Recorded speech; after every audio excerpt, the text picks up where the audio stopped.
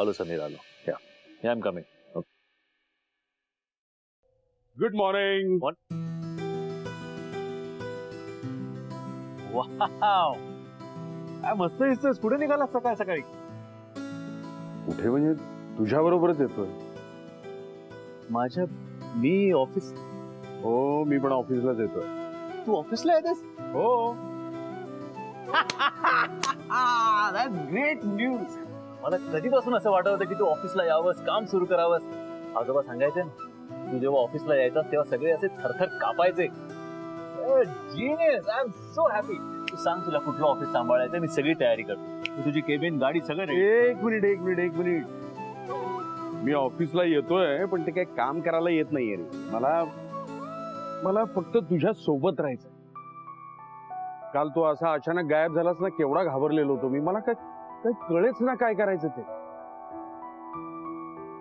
मला तुला नजरेसमोर ठेवायचंय माझ्या. That's all.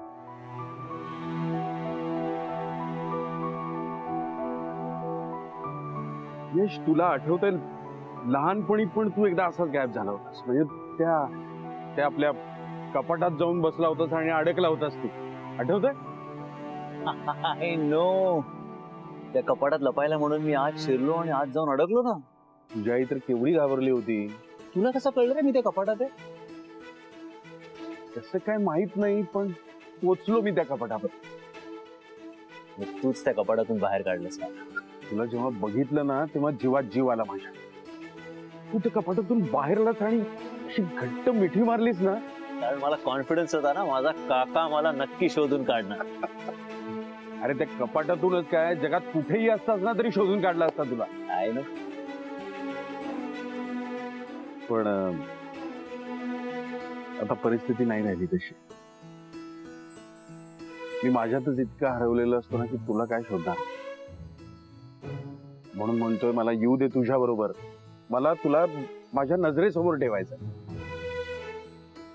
मी तुला शब्द देतो, माझा काहीही त्रास होणार नाही. त्या ऑफिस मधल्या कुठल्या तरी कोपऱ्यात बसून राहील. तुझा कधीतरी त्रास होईल का मला? नाही रे. काय ना, आजकाल मी दारू नाही पिली तरी सुद्धा माझ्या तोंडाला दारूचा वास येतो सगळ्यांना. यश, तुला लाज वाटत असेल ना माझी? आहेस का तू काका? You're my buddy. तुला माहितीये मला लहानपणी काही फार मित्र नव्हते. तू, मी, समीर, आजोबा, आपलीच गँग होती. सगळं आठवतंय मला. पण आत्ताही ती दोघं आहेत तुझ्यासाठी आणि माझ्यासाठी फक्त तूच आहेस, एकटा. मग काल जे झालं ते परत झालं ना तर? हे बघ, कालच्या सारखं पुन्हा होणार नाही. I promise.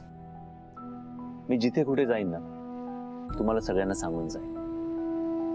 नक्की? 100%. पक्का? प्रॉमिस. चल ठीक आहे, मग नाही येत मी ऑफिस. अरे काका,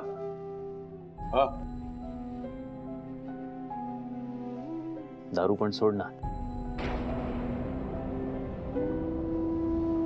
ऐक ना. काय?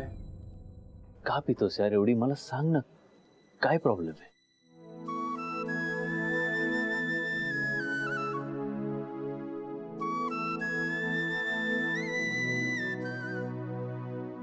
काळजी. बाय.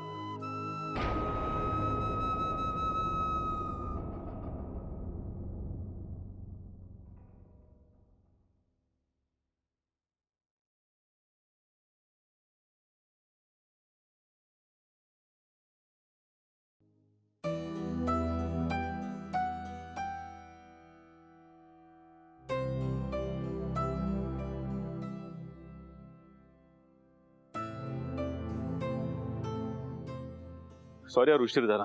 चल निघूया, झोप लागली थोडी मला. चल निघूया. काय झालं? काय बघतोय? तू स्वतःहून काही सांगणार आहेस का? आपण मुहूर्त काढायचंय. कसला? अच्छा, ते कालचं सांगितलं ना मी सगळं. तुला मी मूर्ख वगैरे वाटतो का रे?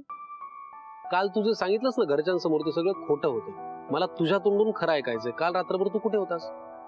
अरे समीर, मी खरंच सांगितलं. काल मी मीटिंग नंतर एका मित्राकडे गेलो होतो आणि माझा फोन अचानक बंद पडला. माझ्याकडे चार्जरही नव्हता, सो मी कळवू नाही शकलो कोणाला. ओके निघूया चला. यश यश यश जे आता सांगितलंच ना कारण तुम्हाला ते सगळं एकदा माझ्याकडे बघून सांग. नाही जमत आहे ना? यश तुला सगळी भंकस वाटते का रे?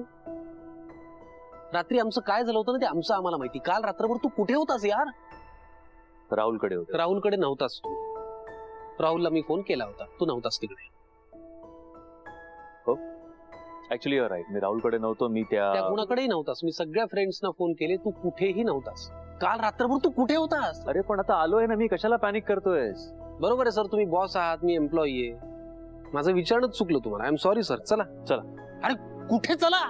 तू चला म्हणालास. अरे कमाल करतो तू, मुद्दाम करतोयस का यार यश? यश हे बघ, मला माहिती, मला तुझ्या तोंडून ऐकायचं. काल रात्रभर तू त्या डबेवालीकडे होतास ना? होता ना?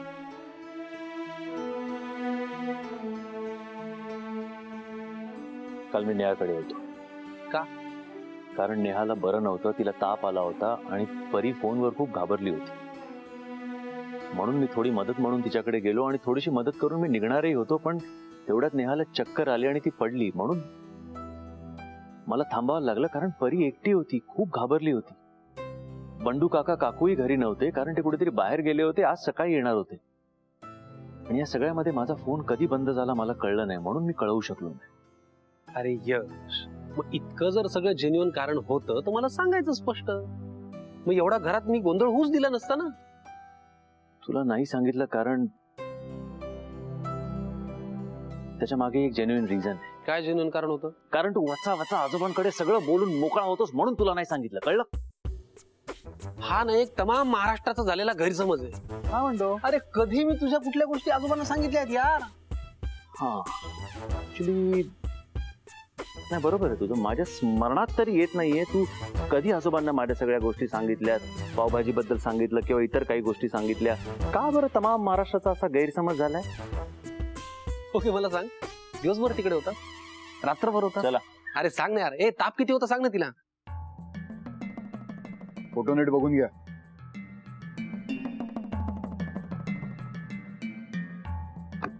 नेहा कामत नाव आहे तिचं. तिचा फोटो आणि ऑफिसचा ऍड्रेस तुम्हाला मेसेज केलाय. तिच्या ऑफिसला जायचं आणि बँकेतून आलोय सांगायचं. बँकेच्या वतीने सुका दम द्यायचा बाईला. असा दम द्यायचा ना की बाई घाबरली पाहिजे आणि घर विकायला तयार झाली पाहिजे. ठीक आहे साहेब. पण बाई माणूस असल्यामुळे हे काम होणं जरा अवघडच दिसतंय. नाही म्हणजे तिच्या बाजूने कोणी जर असेल. ए तुला सांगितलं तेवढं कर ना. बाकीचं टेन्शन तू नको घेऊस. परांजपे परांजपे म्हणतात रे मला. परांजपे नेहमी अशी सावज हेरतो ज्यांना परांजपे शिवाय कोणीच वाली नसतो. त्यामुळे तिची बाजू घेणार कोणी नाहीये. ना बाप ना नवरा. त्यामुळे तिच्या मदतीला कोणी येणार नाही. तेव्हा जा बिंदास. आणि काम पूर्ण झाल्यानंतरच मला थोबाड दाखव.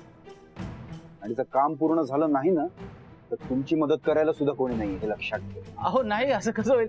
आम्ही काम करून देतो ना. येतो साहेब. ए सोंड्यांनो, असे फाटके जाऊ नका. जरा बरे कपडे घालून जा. बँकेचे एम्प्लॉई वाटला पाहिजेत तिला, कळलं ना? निघा आता. येतो साहेब. माझी तुझी